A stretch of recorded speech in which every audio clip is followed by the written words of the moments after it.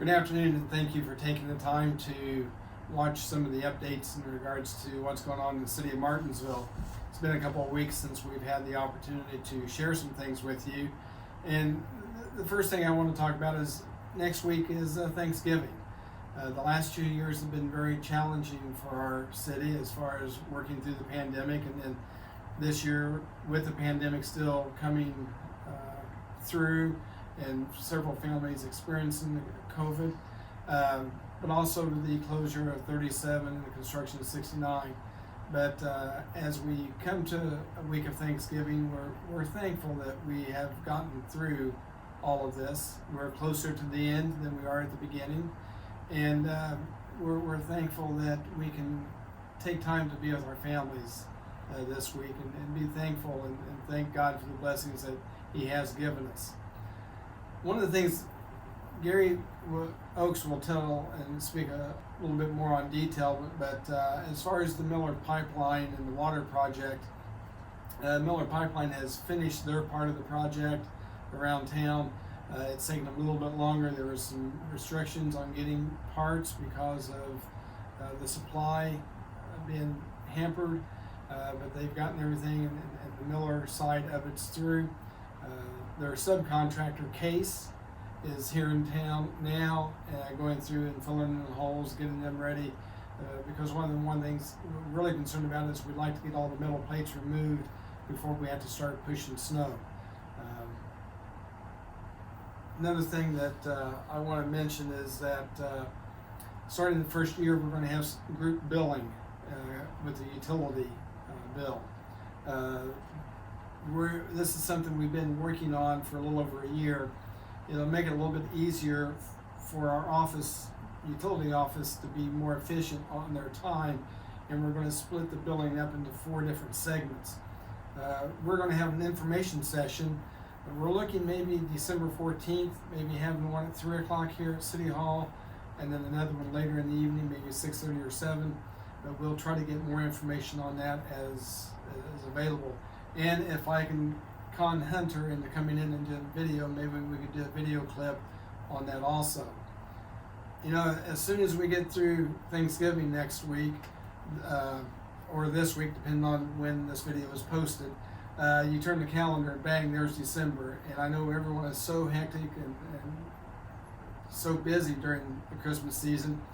But I want to mention that we're going to have the Bobby Helms Jingle Bell Rock Christmas Music Spectacular, and there's a flyer that will be out and about different businesses.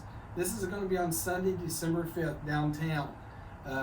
It's going to be also our 3rd annual tree lighting. Rob Helms and his group has worked and did a lot of time putting into this. I can give you a slight rundown. From 3 to 6, there's going to be a trackless train around inside the courthouse. It's going to be free to the ones who would like to ride it. There's going to be some carriage rides downtown. There's going to be a couple of giant snow globes that if you want to get in and have pictures taken, you can do that. And there's going to be quite a bit of music. There's going to be live entertainment starting at 3 o'clock. Reading of the Night Before Christmas, will be at 5. And then there'll be music following at 5:15 and capped off with the tree lighting as soon as the music's over. It'll be a great time to come down. The first time they did this was 3 years ago, and it was like a hallmark moment.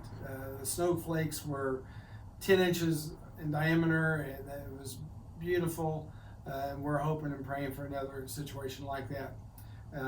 Again, Gary's going to go into a little more depth on some of the projects going around town. Thank you for taking this time to catch our update.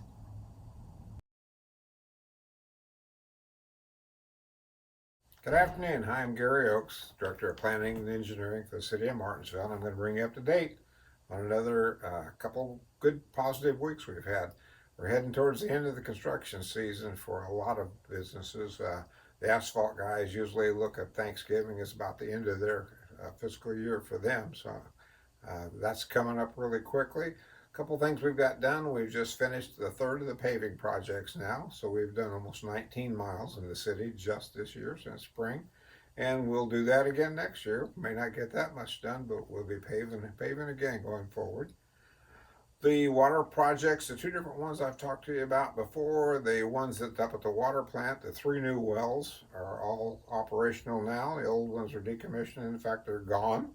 And we've provide water to the state forestry up there, and that system is up and going now as well. And we're in the process this week and next of putting in an emergency generator, so we're able to. That system is really out in the country, and lots of trees around it, and so power can be an issue sometimes. So that's what's happening up there as we go forward. We had a meeting just today at the Chamber of Commerce, and NDOT was participating in that as well. We got some updates there as they go forward.